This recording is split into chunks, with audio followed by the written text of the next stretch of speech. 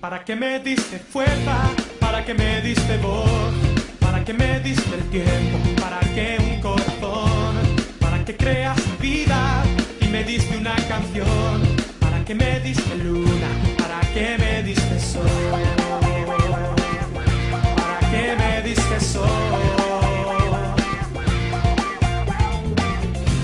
para que vivir más años, para que sentir pasión, para que el Mediterráneo, para que mi habitación, para que me rescataste y me diste tu perdón, para que me diste luna, para que me diste sol, para que me diste sol.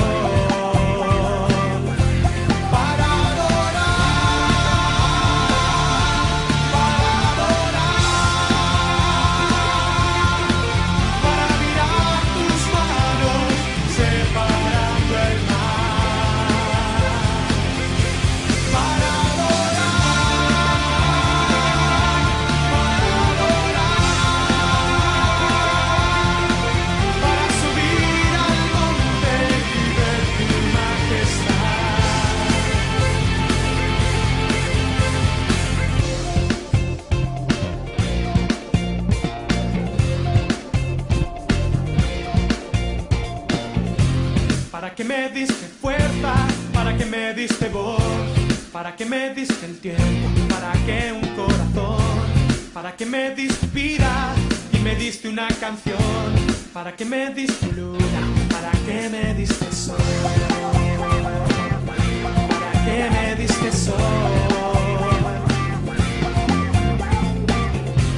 para que vivir más años, para que sentir pasión, para que el Mediterráneo, para que mi habitación, para que me rescataste y me diste tu perdón, para que me diste luna, para que me diste sol, para que me diste sol.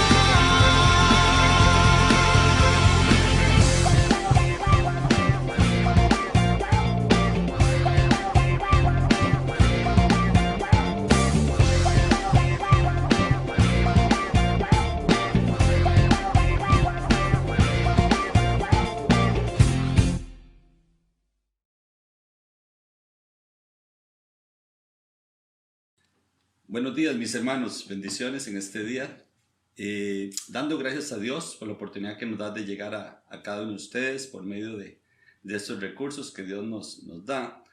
Ya terminamos el domingo pasado con el tema basado en Colosenses, las diferentes meditaciones que llevamos por varios domingos, y a partir de ahora tendremos 3 domingos donde estaremos hablando acerca de un aspecto sumamente importante tanto para nosotros como creyentes, como para los no creyentes. Y es acerca de las finanzas. Las finanzas son un aspecto tan importante en nuestra vida para poder no solo convivir nosotros, sacar adelante nuestras familias, sino también poder ayudar a aquellos que menos tienen. Vamos entonces, mis hermanos, a partir de la palabra de Dios, a meditar acerca de este aspecto. Vamos a orar. Padre, gracias te damos por este día. Gracias, Señor, porque nos permites estar acá disfrutando, Señor, de esta mañana, disfrutando, Señor, de la vida que tú nos das en familia, Señor. Y gracias porque podemos sentarnos y meditar acerca de tu palabra en un aspecto tan importante para nuestra vida actual, Señor, que son las finanzas. Gracias, Señor. Permítenos que esta mañana podamos aprender de tu palabra algunos principios, cómo manejar los recursos que tú pones a nuestra disposición, Señor. Gracias te damos en el nombre de Cristo Jesús. Amén. Para la meditación de hoy, el versículo que vamos a tomar como base es Romanos 13:8. Romanos 13:8. Si gusta, me acompañan ustedes con su Biblia. Y dice así la primera parte del versículo 8. No debáis a nadie nada. Primera parte de este versículo, en apariencia, nos dice que no deberíamos de tener o no debemos de tener deudas, que no debemos de tener préstamos, pero no es así en realidad. La palabra de Dios, y lo vamos a ver porque hacer una doctrina de un versículo es un error. Ahora, hacer una doctrina de la parte de un versículo, el error todavía es mayor. Y mucha gente a partir de esta parte dice, ven, las deudas son malas. No, eso no es lo que está diciendo la palabra de Dios en su globalidad, en su contexto bíblico. Vamos a ver, por ejemplo, en Éxodo 22:25 dice Dios, cuando prestéis dinero a uno de mi pueblo, le está hablando a los judíos, al pobre que está contigo, no te portarás como un logrero, o sea, un prestamista, ni le impondrás usura. Usura es cobrar intereses elevados, demasiado altos. Deuteronomio 23:20, aquí Dios le está hablando a la segunda generación que salió de Egipto, porque ya la primera, mayores de 18, habían muerto en el desierto. Les dice, del extraño podrás pedir interés, mas de tu hermano no lo exigirás, para que te bendiga Jehová tu Dios en toda obra de tus manos en la tierra donde vas para tomar posesión de ella. Entonces, podemos ver claramente que la palabra de Dios no condena la deuda, no condena el pedir prestado.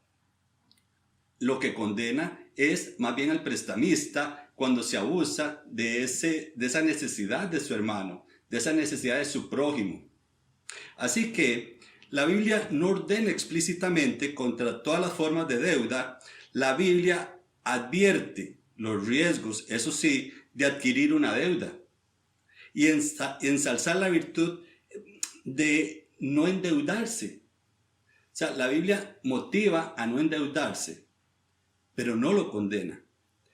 Dice, lo que sí la Biblia condena es al prestamista que abusa de los que están atados con ellos a la deuda, pero no condena al deudor. No es pecado pedir prestado, no es pecado pedir un crédito. No, la Biblia no expresa ni prohíbe los préstamos de dinero. La sabiduría de Dios, basada en la Biblia, dice, nos enseña que usualmente no es buena idea endeudarse. Claro, no es buena idea. Las deudas nos hacen esencialmente esclavos de aquel a quien debemos, dice la Biblia. Al mismo tiempo, en algunas situaciones, el endeudamiento es un mal necesario, en tanto que el dinero sea manejado de una manera sabia y los pagos de las deudas sean manejables. Un cristiano puede tener la carga de una deuda financiera si es absolutamente necesaria. De hecho, la Biblia dice que el impío es el que toma prestado y no paga. Salmos 37:21. Un impío, dice, pide prestado, se endeuda y no paga. El creyente pide prestado, se endeuda y paga. Ese es el contexto precisamente de este versículo 8 de Romanos 13. Dice, no debáis a nadie nada. No está hablando de adquirir una deuda o no. Está hablando simplemente que si usted debe algo, debe una cuota de su préstamo, páguelo. Ese es su deber.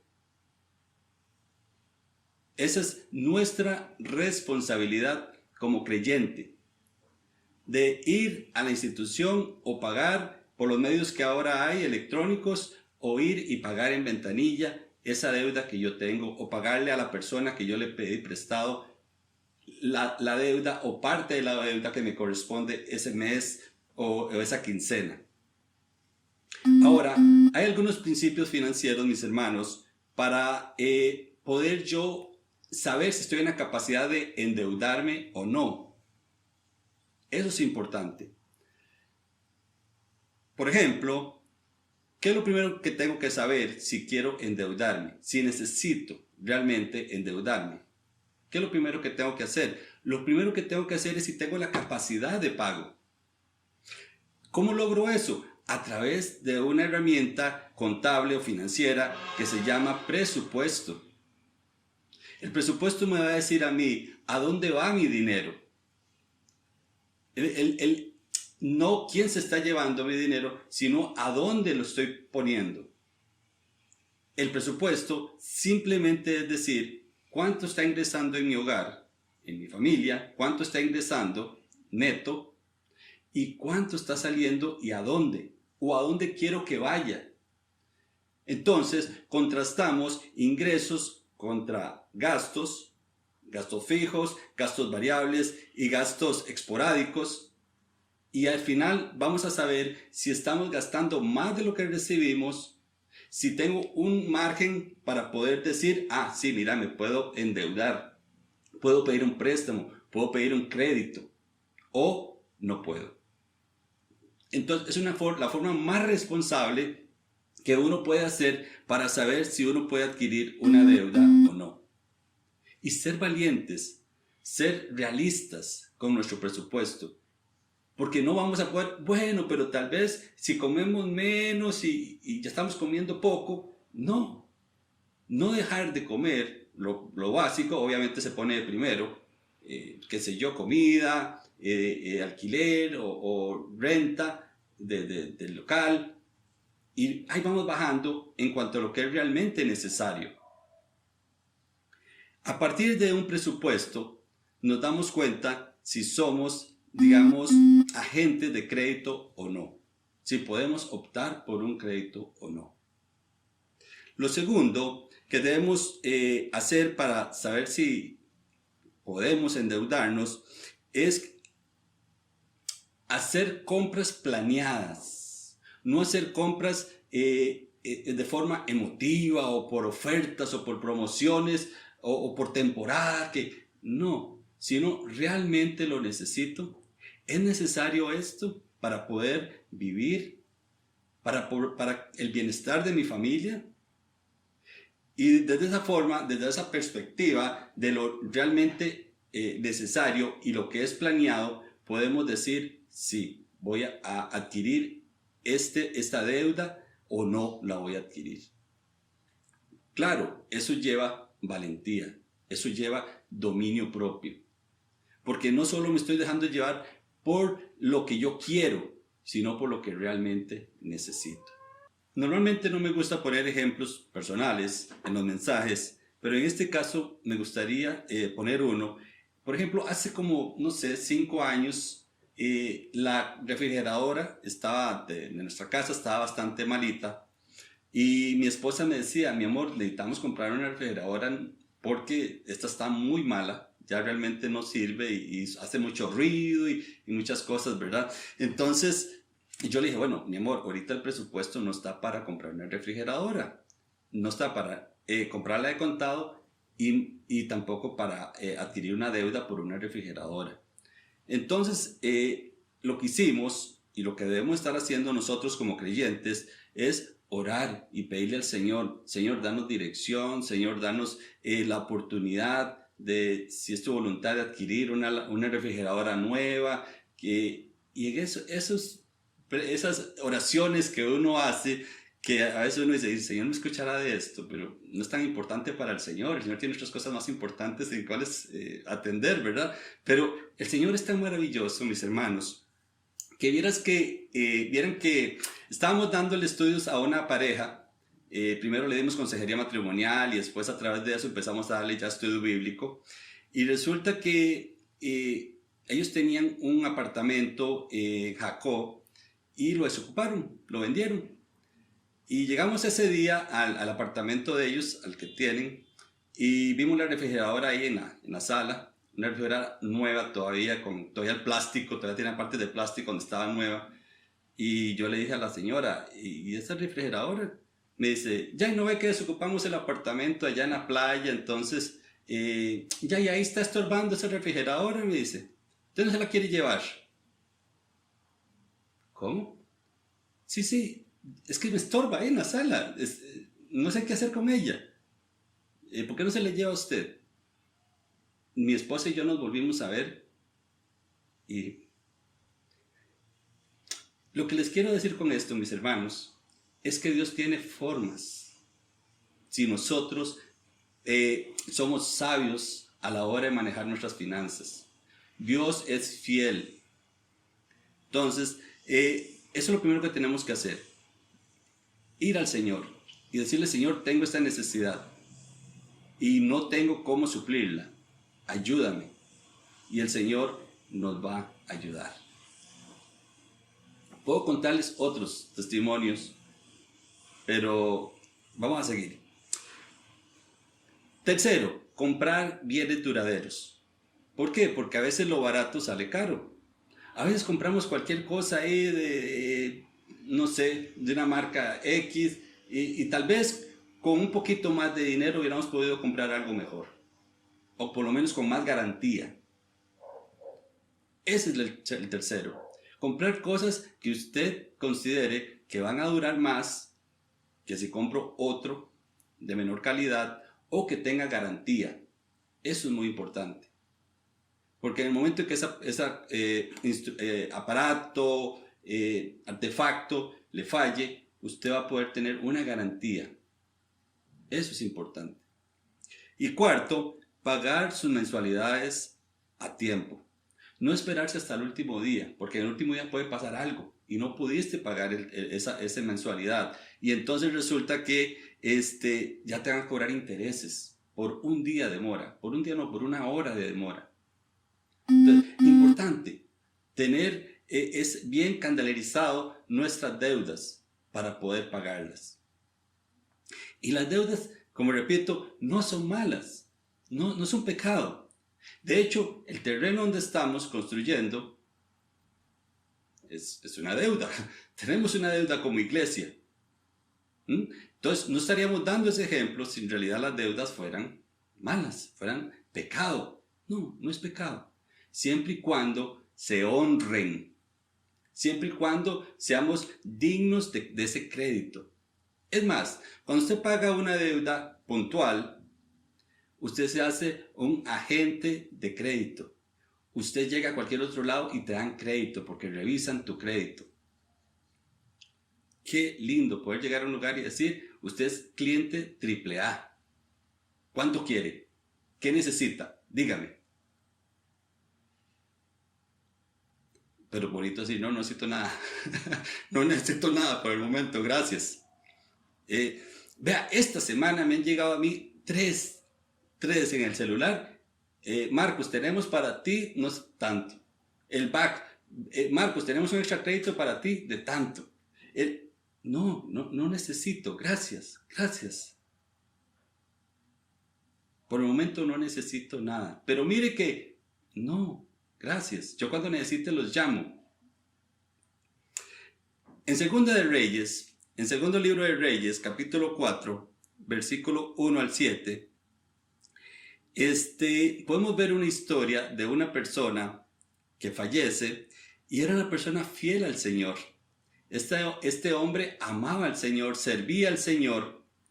De hecho, estaba en una posición privilegiada en el pueblo de Israel. Pero resulta que esta persona muere y deja a su esposa y a sus hijos en una situación financiera realmente complicada, muy complicada. Y yo creo que nadie quiere eso para su familia, en lo personal y menos para su familia. Todos queremos que si Dios nos llama a su presencia, poder dejarle a nuestras familias por lo menos la oportunidad de que financieramente, económicamente, queden estables.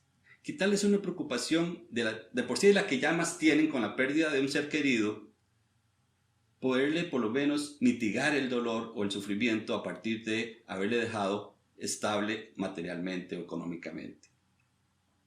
Y ahí en 2 de Reyes, capítulo 4, versículo 1 al 7, se encuentra esta historia. Permítame que se la lea, mis hermanos. La esposa de uno del grupo de los profetas se acercó a Eliseo gritando: mi esposo fue uno de tus siervos y ahora está muerto. Tú sabes cómo honraba al Señor.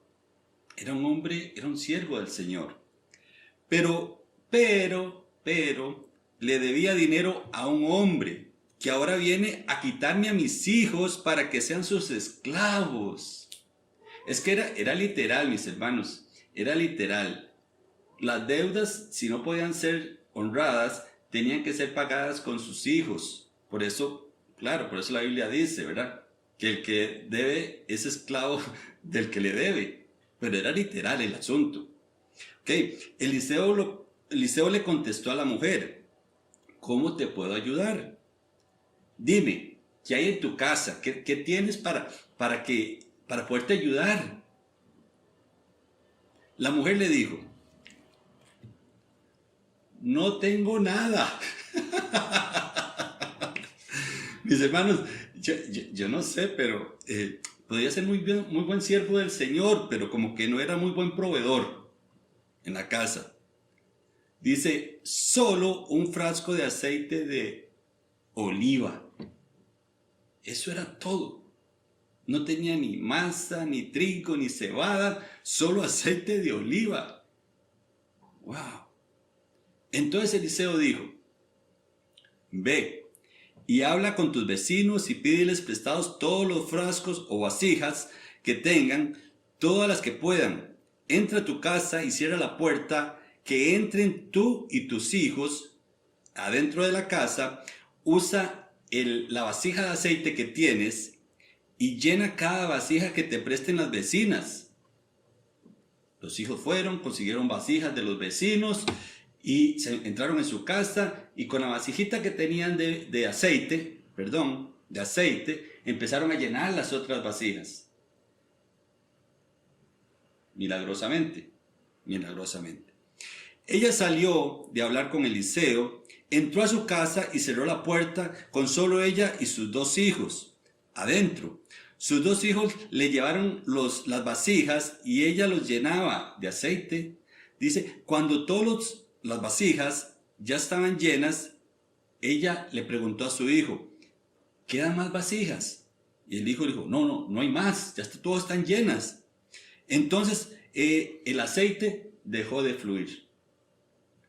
Luego le contó al hombre de Dios, a Eliseo, lo que había pasado, y Eliseo le dijo: ve, vende el aceite y paga tus deudas.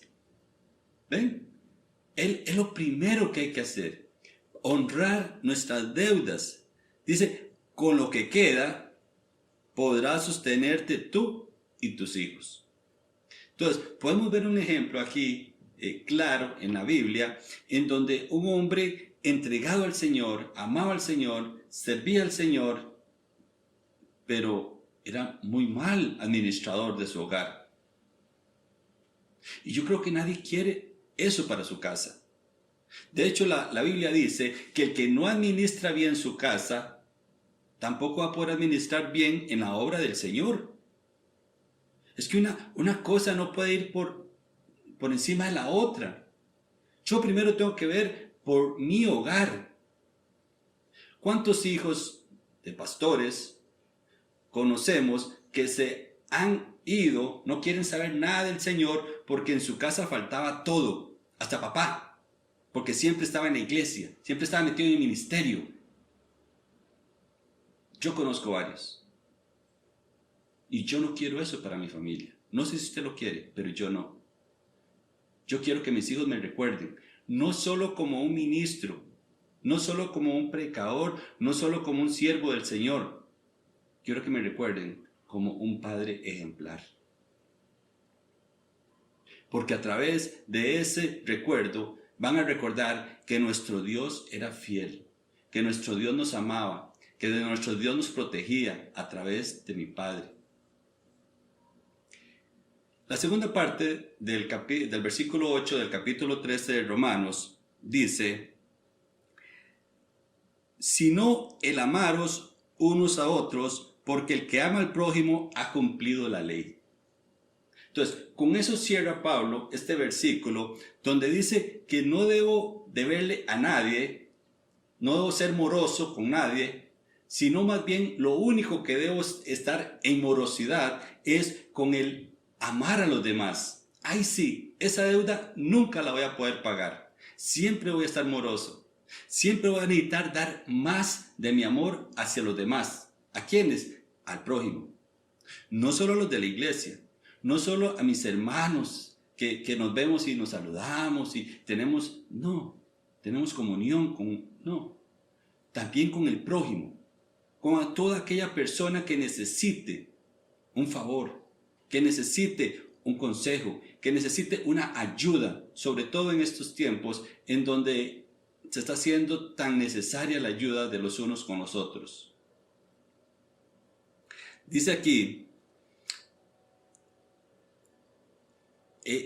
yo le comentaba a Dani que ayer tuvimos el grupo de estudio en la casa de Johnny y Jennifer, y la que dio el estudio fue su hija Valeria, de 10 años.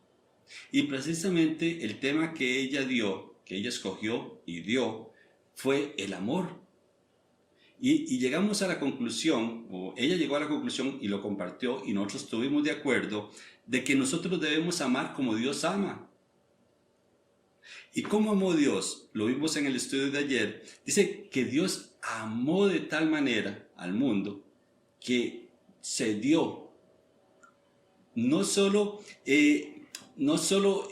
se dio en cuanto a la persona, sino en cuanto a la vida misma. Y ella ponía el versículo de Juan 3:16, donde Dios amó tanto al mundo que entregó a su Hijo unigénito para que fuera crucificado, y a través de ese sacrificio todos los que crean en ese sacrificio tengan vida eterna. Y así debemos nosotros amar a nuestros semejantes, no solo a los que nos caen bien, no, con más razón a los que nos caen mal. Sí, Jesús dice: bendecid a los que os maldicen. Dice, pagad bien por mal. Bendecid a vuestros enemigos. Entonces, no solo aquellos que nos caen bien y que tenemos empatía, no, sino con todos. Porque no sabemos si a través de ese tratar bien, a tratar de esa empatía, misericordia o bondad, podremos alcanzar alguno para Cristo. 1 Juan 4:7 dice: amados, amémonos unos a otros, porque el amor es de Dios. Todo aquel que ama es nacido de Dios, y no solo eso, conoce a Dios. Cuando no tratamos a las personas con amor, con fraternidad, con empatía, lo que debemos preguntarnos es realmente si conocemos a Dios. Porque nuestra vida debe reflejar a ese Dios que conocemos. Eso quedó muy claro en el estudio de ayer.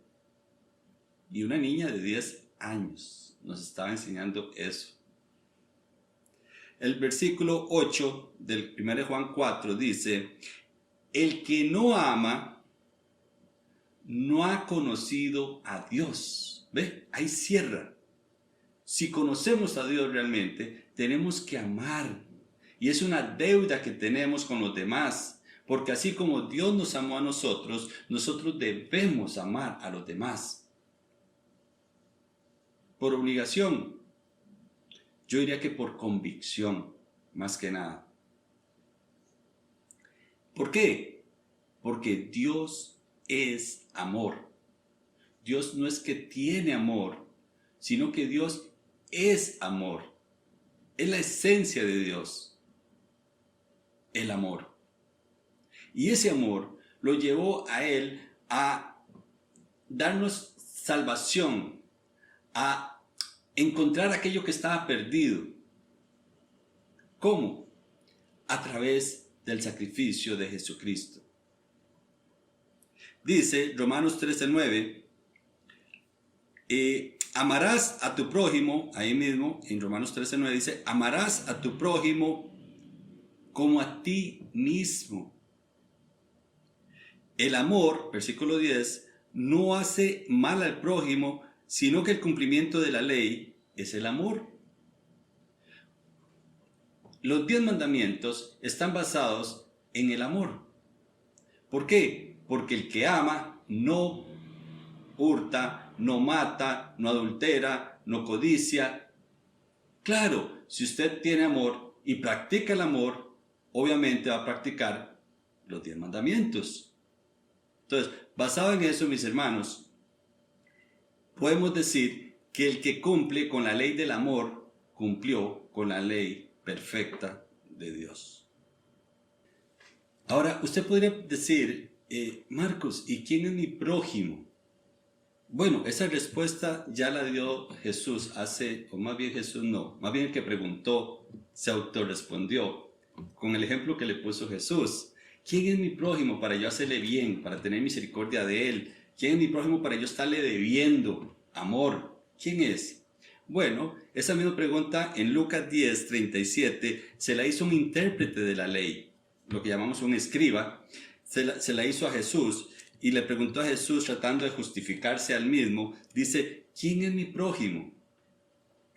Y ve qué interesante que Jesús no le dijo, bueno, tu prójimo son tus hermanos descendientes de Abraham, los judíos. No le dijo eso. Más bien Jesús tomó esa pregunta para dar una lección a todos los que estaban ahí y decir que nuestro prójimo es todo aquel que necesita mi ayuda, mi amor. Dice en el versículo al 33. Dice, pero un samaritano, está hablando Jesús de una historia que un hombre va de Jerusalén a Jericó, baja de Jerusalén a Jericó, y en ese trayecto unos ladrones lo asaltan y le pegan, lo dejan maltrecho a la orilla del camino, y en ese tanto pasan después un sacerdote y un levita y pasan de largo porque no quieren que ver nada con ese hombre. Y resulta que después pasa de tercero un samaritano. Claro, cuando Jesús dice samaritano, menciona la palabra samaritano, todos se volvieron a ver. Porque recordemos que los samaritanos eran enemigos de los judíos. Entonces Jesús pone de ejemplo, pone a una persona que ellos no es que no querían, no, lo odiaban. Dice, y este hombre iba de camino. Dice, y que pasando cerca de él y viéndolo, fue movido a misericordia. Y acercándose, vendó sus heridas, echándole aceite y vino. Dice, y poniéndolo en su cabalgadura, lo llevó a la mesón y cuidó de él. Le limpió las heridas, lo arropó bien, lo cubrió, porque recuerden que lo dejaron desnudo en el camino. Mis hermanos, y dice que al otro día, cuando este samaritano tenía que partir otra vez, dice que sacó 2 denarios, que es un denario es el salario de un jornalero de un día. Pues en este caso sacó 2 denarios y los dio al mesonero. Probablemente él pensó, bueno, en 2 días este hombre se recupera, ¿verdad? Y dice, y le dijo, oiga lo que le dijo, cuídamele. O sea, él es mío. Cuídemele. le está diciendo que ahora este hombre, sin conocerlo, no sabía quién era, qué creía, qué pensaba, simplemente era un ser humano, un prójimo, era de él y estaba al cuidado de él. Y ahora se lo dejaba al cuidado del mesonero. Y le dice, y todo lo que gaste de más, todo, yo te lo pagaré cuando regrese. ¡Wow! Ese sí es un prójimo. Aquel que ayuda, aquel que está dispuesto a dar de lo suyo para que la otra persona esté bien. Esa persona necesitada, esa persona que realmente está clamando por ayuda.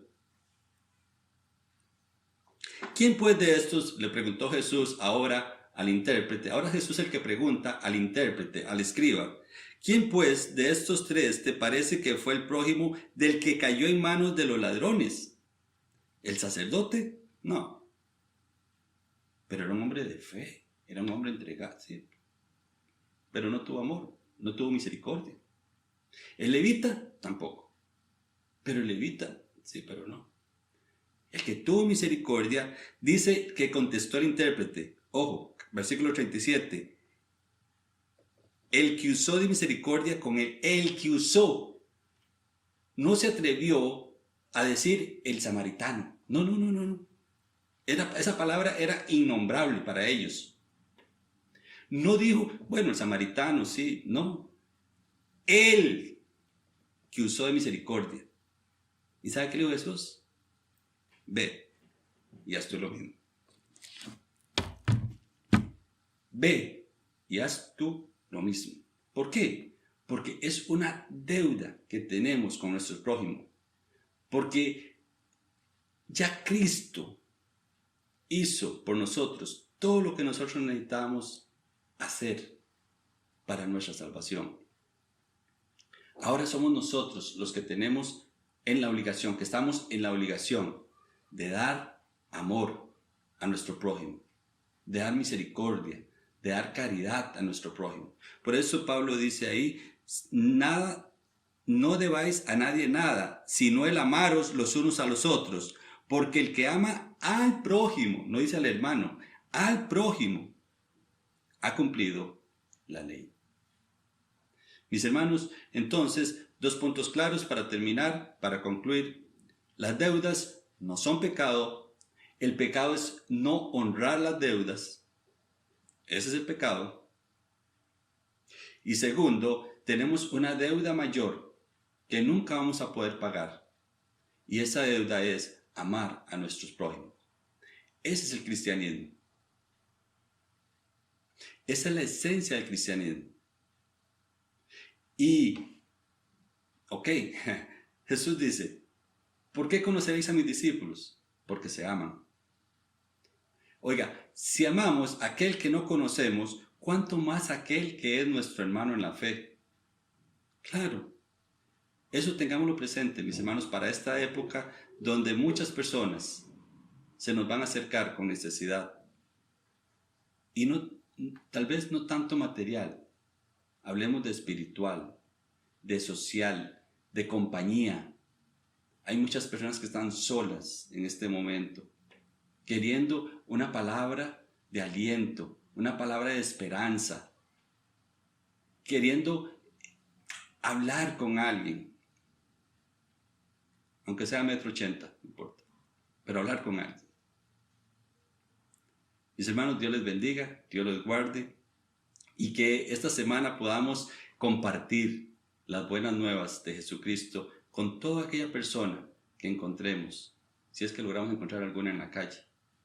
Está difícil ahora, pero tal vez en el trabajo, por Zoom. Sí, compartamos con las personas, con nuestro prójimo. Mostremos el amor de Cristo y no nos endeudemos si realmente no es necesario. Dios les bendiga, mis hermanos. Vamos a orar. Padre, gracias te damos, Señor, por la oportunidad que nos das de esta mañana tan preciosa. Gracias, Señor, por Dani, que viene aquí, Señor, a nuestro hogar, a disponerse para llevar o hacer posible el llevar este mensaje, Señor, a los hermanos. Gracias, Señor, por él. Bendícelo en su matrimonio, Señor. Bendice a Mari allá en su casita, Señor. Señor, y que podamos, a través de tu palabra, renovarnos cada día en amor, Señor, renovar nuestras mentes para poder disfrutar de todo lo que tenemos, de estar en contentamiento con todo lo que tenemos, Señor, y no desear más de lo que realmente necesitamos, Señor. Danos esa humildad, danos contentamiento, Señor, sabiendo que si tenemos comida, tenemos vestido, debemos darnos por satisfechos con eso, Señor. Todo lo demás, Señor, todo lo demás son añadiduras que, como dice tu palabra, tú las irás supliendo poco a poco, Señor. Ayúdanos a ser responsables en nuestros trabajos, Señor, en nuestros estudios. Ayúdanos a ser responsables con nuestras obligaciones para que así podamos, Señor, tener con qué proveer para nuestras familias. Gracias, Señor. Señor, y si es tu voluntad que podamos vernos el próximo domingo, te lo agradecemos, Señor, y te damos gracias por eso. Bendice a todos mis hermanos, Señor, y bendice a todas aquellas personas que se crucen en nuestro camino, Señor, que podamos ser de aliento, ser de esperanza, Señor, para ellos. Te damos gracias en el nombre de Cristo Jesús. Amén. Dios les bendiga, mis hermanos, que pasen una linda semana y nos vemos Dios primero el próximo domingo. Gracias.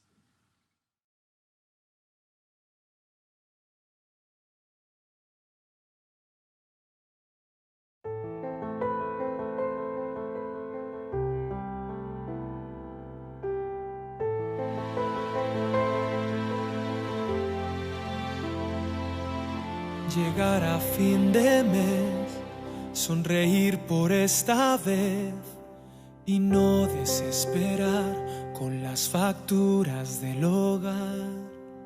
Besar a mi mujer, princesa, ¿cómo estás?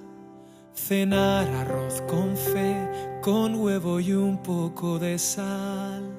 Y acostar a los pequeños, desearles dulces sueños y ponerme de rodillas en mi cama y pedirle audiencia al cielo.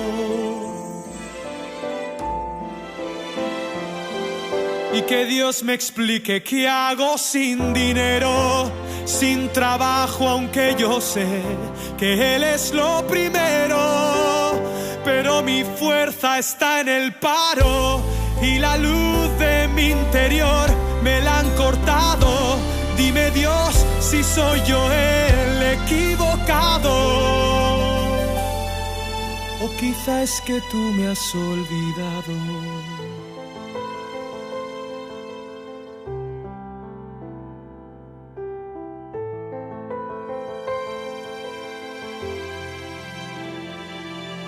Me obligo a despertar, me esfuerzo en encontrar anuncios en la web, en el periódico o el bar. Yo quiero trabajar, no encuentro mi lugar. Mi currículum es útil como trapo de limpiar. Y en mi Biblia hay consuelo, mas lo que quiero es un sueldo y me consume la tristeza de mi alma, mi autoestima por los suelos. Pero abro mis sentidos y recuerdo que el sentido de esta vida es servirle solo a Él. Seré mayordomo infiel, pescador de hombres, heraldo de los cielos, esclavo de los pobres, nudista de jardín, surfista en Galilea, escándalo en los medios, predicador de aldea, lavadora de almas, del pecado y de los pies, catador del mejor vino, recogedor de mies, domador de las montañas, alumno del Creador, obrero aprobado, pesar de lo que soy, mayordomo infiel.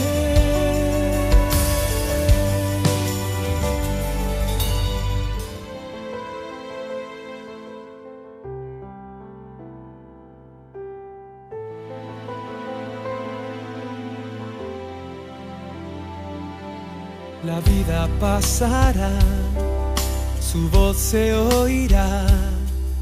Jesús es mi Señor en medio de esta oscuridad. No mendigaré pan, este no es el final. La historia acaba bien con las perdices y demás. El oro es tu metal, solo es asfalto en tu ciudad.